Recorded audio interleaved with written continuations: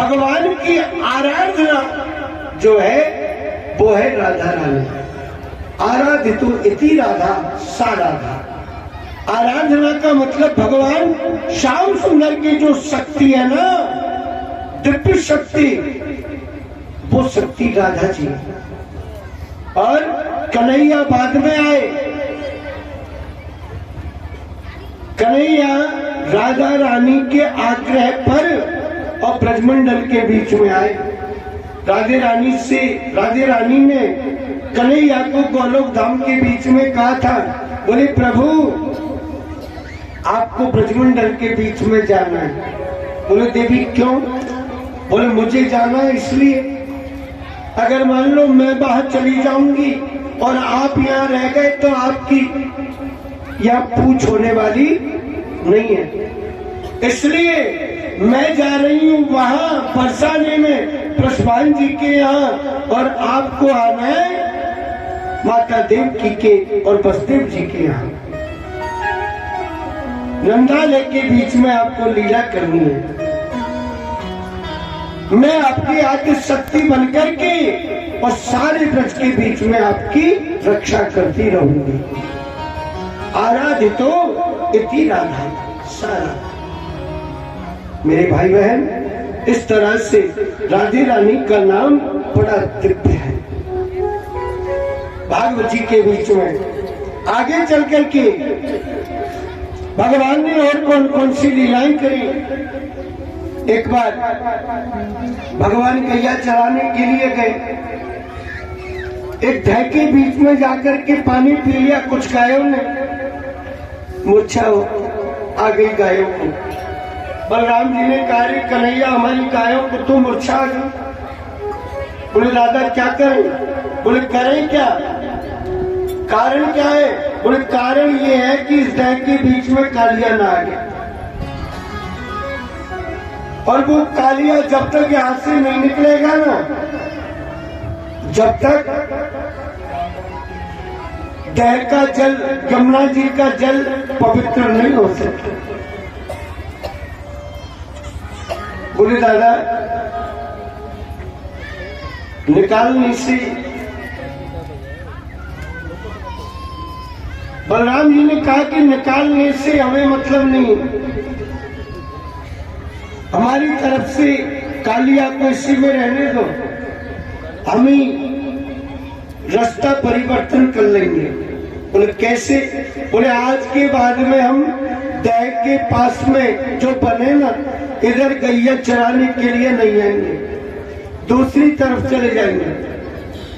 कन्हैया ने कहा दादा नहीं, देखिए सुनिए, या तो किसी काम को कीजिए मत, है ना, या तो किसी काम को करो मत, और अगर किसी काम को करो ना तो ऐसा करो जो नाम रोशन हो जाए, आपके नाम की जय जयकार हो जाए।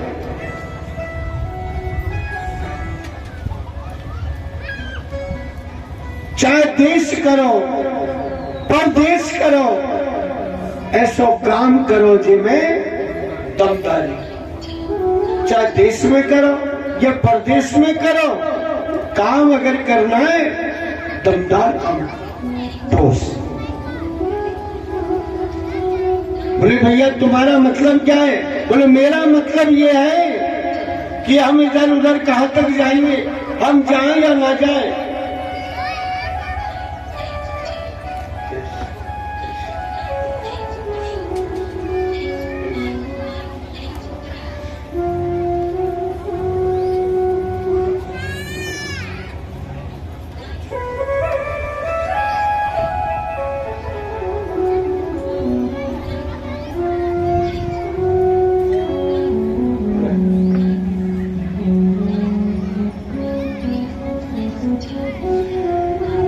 बोलिए बाल कृष्ण लाल की जय।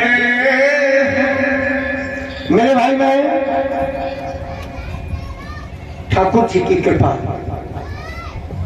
भगवान की माया, उसी समय बलराम जी ने कार्य कन्हैया नहीं, हमें काली दह से कोई मतलब नहीं है। दूसरी जगह चली जाएंगे गैया चराने। बोले जी हमको यहीं आना है। भूल भुलैया में डाल करके कृष्ण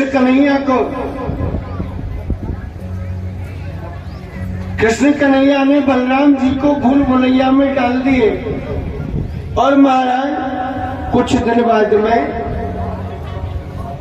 यमुना जी के तीर में जो जय बनी हुई है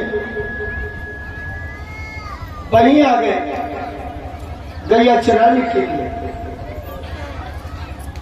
अब जैसे गैया चराने के लिए आए क्या, तो देखिए बंधु, उसी समय ठाकुर जी की माया, भगवान ने युक्ति निकाली, गेंद का खेल किया, जैसे जोर से टप्पा लगाया, सबके हाथ से, किसी के हाथ से गेंद में नहीं गिरी। और जैसे कन्हैया का नंबर आया ना जी, एक टप्पे के बीच में, और वो गेंद दह के बीच में, दह के बीच में चल गई। सारी ग्वाल कहने लगी कन्हैया हमने तुमको मना किया था, अब हमारी गेंद दह के बीच में गिर गई, अब तुम्हें लौटा करके वापस लानी है। ठाकुर जी ने कहा जी चिंता मत करो, अगर मेरे हाथ से गिरी है ना, मैं ही लेकर के वापस आऊंगा। बलराम जी ने कहा कन्हैया नहीं,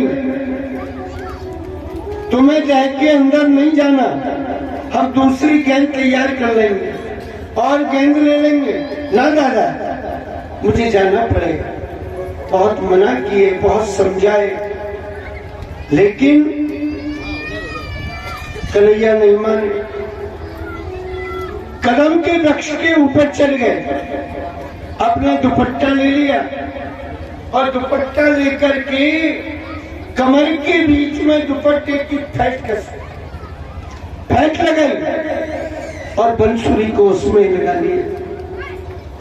अपने रूप लावण्य का, अपने स्वरूप का, ब्रह्म का ध्यान किया, और ब्रह्म का जैसे ही ध्यान किया, मेरे भाई बहन, भगवान नारायण कृष्ण कन्हैया कदम के वृक्ष से एकदम और दह के अंदर कूद गए। बोलिए कृष्णचंद्र भगवान की जय। दह के अंदर कूद गए। साधु पृष्ठ महाभाग त्वया भागवतोत्तमा यन्नूतनयासी सस्य सर्वन्नपि कथा। दह में चले गए ठाकुर, और दह में जाकर के जली जल के अंदर से कहाँ पहुंच गए? सुतरलोक में। सुतरलोक में पहुंच गए, नागलोक में। अब जैसे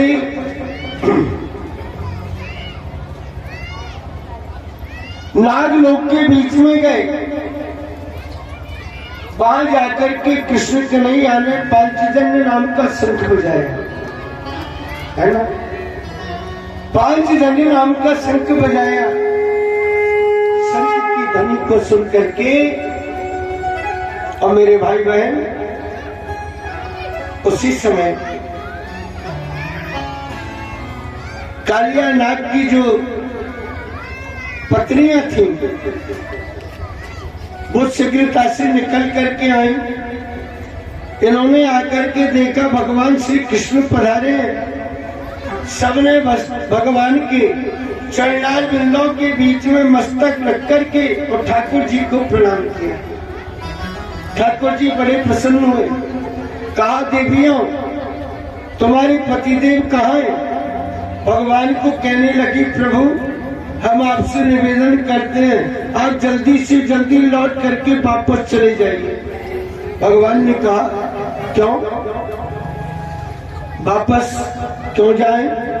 बोले जी हमारे पतिदेव सो रहे हैं, अगर पतिदेव जग गए ना तो वो आपको छोड़ भी बारे नहीं।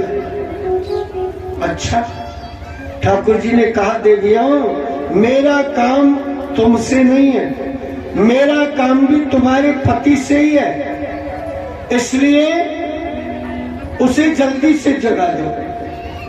भगवान जैसे कह रहे इतनी देर में कालिया नाग आ गए, क्रोधित होकर के भगवान के ऊपर प्रहार किया। इसके 100 फण थे, 100 फणों के द्वारा भगवान के ऊपर प्रहार किया। महाराज भगवान समझ गए कि दुष्टजन अनुनय विनय से मानने वाले नहीं होते हैं। अनुनय विनय तो उनके सामने किया जाता है जिनके हृदय के अंदर दया भाव हो, जो श्रद्धावान हो, जो भगवत व्रती हो, भगवान के कार्य में परम पिता परमात्मा के चरणों में आस्था रखने वाला हो। और जो दुष्ट जन होते हैं, पापी जन, वो अनुनय विनय से नहीं मानते।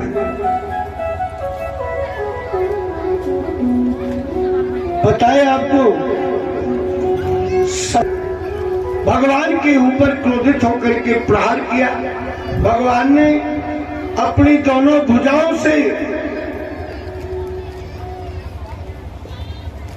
इसके फणों को पकड़े, इसकी पूंछ के ऊपर, और कृष्ण कन्हैया ने एड़ी की दाब लगाई और इसके शरीर में बल भरने के लिए लगे। शरीर को जैसे ही बल देने के लिए लगे, इसकी नस को तोड़ दिया। शरीर इसका एकदम से टूट गया, एकदम से घायल हो गया। भगवान की शरण में आ गया, मुखारविंद से लहू बहने के लिए लगे। प्रभु मैंने आपको पहचाना, मेरे अपराध को क्षमा कर दीजिए। भगवान इसके मस्तक के ऊपर खड़े हो गए। जैसे ही मस्तक के ऊपर खड़े हुए ठाकुर जी फड़ के ऊपर नृत्य करने लगे। एक फड़ से दूसरे फड़ पे, दूसरे फड़ से तीसरे फड़ के ऊपर नृत्य कर रहे हैं। अब इसके मस्तक के ऊपर, फड़ों के ऊपर ठाकुर जी के चरणार बिंदों के चिन्ह हो गए। ठाकुर जी ने कहा भैया अब तू तय को छोड़ करके बाहर चला जा। बोले महाराज कहाँ जाऊंगा? बोले रमणक द्वीप पर चला जा। बोले जी वहां गरुड़ जी बैठे हुए हैं, गरुड़ जी मुझे नहीं छोड़ेंगे, मुझे गरुड़ नष्ट कर देगा, मार देगा।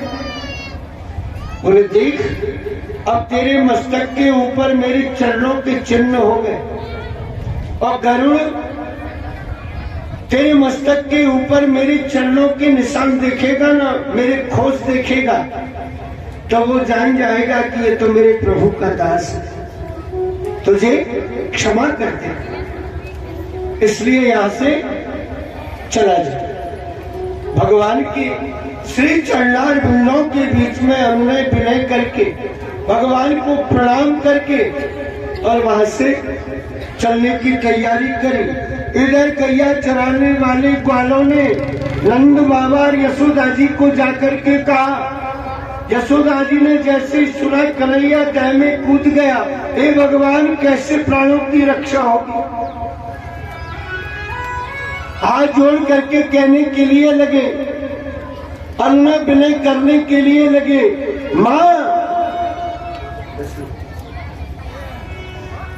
यशोदा अब न बचेगो, यशोदा यमुना में कूदो तेरो लाल, यशोदा अब न बचेगो, यमुना में कूदो तेरो लाल।